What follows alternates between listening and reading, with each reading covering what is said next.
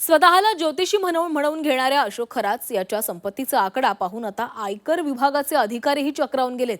आयकर विभागाने जेव्हा खरातच्या व्यवहारांची कुंडली काढली तेव्हा अधिकाऱ्यांनीही डोकं पकडलंय। खरातच्या कागदावर वार्षिक उत्पन्न अवघं 12 लाख रुपये, मात्र प्रत्यक्षात दररोज सरासरी 1 लाख रुपयांची कमाई करत होता। विशेष म्हणजे हे सर्व व्यवहार रोख स्वरूपामध्ये होत होते। सरकारी यंत्रणेमधून वाचण्यासाठी खरातनं ही युक्ती वापरलेली आहे। खरातनं पत्नीच्या नावे कोट्यवधी रुपयांची गुंतवणूक केली। खरातनं दोन्ही मुलींच्या नावावर नाशिक जिल्ह्यात जमिनी आणि महागड्या फ्लॅटची खरेदी केली। खरातच्या मुलीच्या नावे पुण्यात अलिशान 3 BHK फ्लॅट। 13 सप्टेंबर 2023 रोजी प्रॉपर्टी खरेदी।